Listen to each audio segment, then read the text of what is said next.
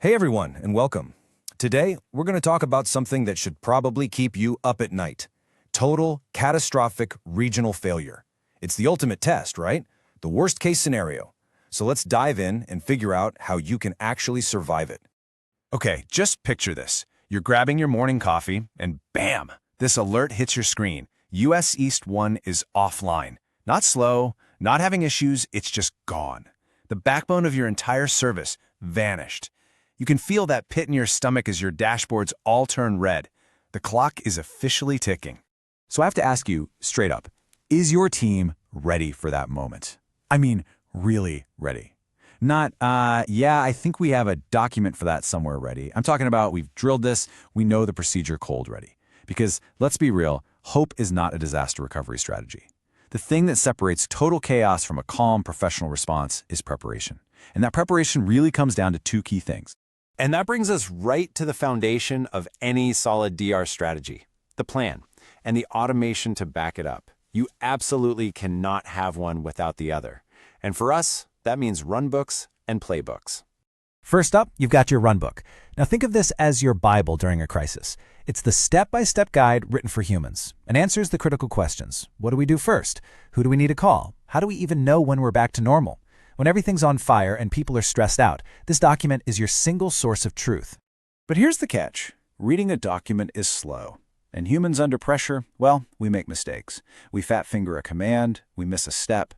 That's where the playbook comes in to save the day. A playbook is the machine-readable version of the runbook. It's the actual code, the automation, that executes the plan. It reroutes traffic, promotes databases, spins up new servers, all of it. It's all about speed and, more importantly, reliability. You know, I love this analogy because it just makes it all click. The runbook is your sheet music. It's the masterpiece, with every note, every tempo, all perfectly laid out. The playbook, that's the player piano. It takes that sheet music and performs it perfectly without ever hitting a wrong note, way faster than any human ever could. See, you need both. You need the brilliant plan and you need the flawless execution. Okay, let's get back into the scenario. The worst has happened. The alerts are confirmed. US East 1 is still a black hole. Your incident commander has the runbook open. It's go time. Let's walk through what a successful, controlled failover actually looks like. Any successful failover is going to move through these three phases. It's a rapid, precise dance from identifying the problem to fixing it. First, it all kicks off with detect and alert. Now, your monitoring has to be so clear that there's no question. It needs to give a human the confidence to stand up and say, okay, this is the big one, we are declaring an incident. Next up is the moment of truth. Execute failover. The call is made, a single command is run, and the playbook just takes over. In minutes, DNS is flipping, traffic is rerouting, and your services are coming back to life in a different part of the world. That's the power of automation right there. And finally, and don't forget this part, you verify and communicate. Is everything really working as expected? You run your tests to prove it. And just as importantly, you're updating your status page, keeping your users in the loop. You're not just restoring a system, you're restoring trust. Poof!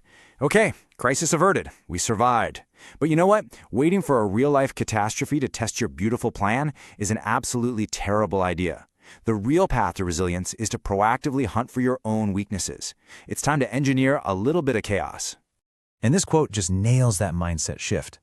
Instead of just building fortress walls and hoping they hold, you need to be the one actively poking and prodding your own system. Find the cracks yourself before a real incident, or worse, your customers find them for you.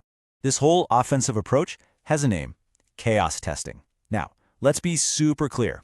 This is not about randomly yanking cables out of servers. This is a scientific discipline. You form a hypothesis, like, I believe our app will survive if we lose a database replica. And then you design a very small, very controlled experiment to test if you're right. Because let's be honest, a full region going down is rare. But these smaller, partial failures, they happen all the time. A key service you depend on suddenly gets slow. A server's CPU gets maxed out.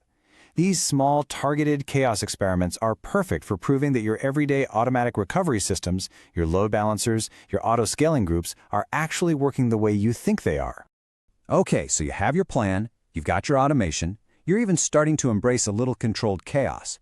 So how do you pull it all together? Well, you practice, you drill. That's how you turn a theoretical plan into real, battle-tested muscle memory. And this right here might be the most important takeaway of all. A disaster recovery plan sitting in a shared drive is pretty much worthless. Real resilience is a muscle. And just like any other muscle, if you don't work it out, it gets weak. The way you exercise it is with game days, structured drills where you simulate a failure and your team responds as if it's the real deal. And here's a great cadence you can follow. On a quarterly basis, run the smaller drills. Pick a single service, get that team together, and test their specific runbook and playbook. It's a focused workout. Then, once a year, you do the big one, the Super Bowl of failure, a full regional failover drill involving everybody, engineering, ops, communications, the whole shebang. You're testing the entire system, both the tech and the humans. So I'll leave you with this question.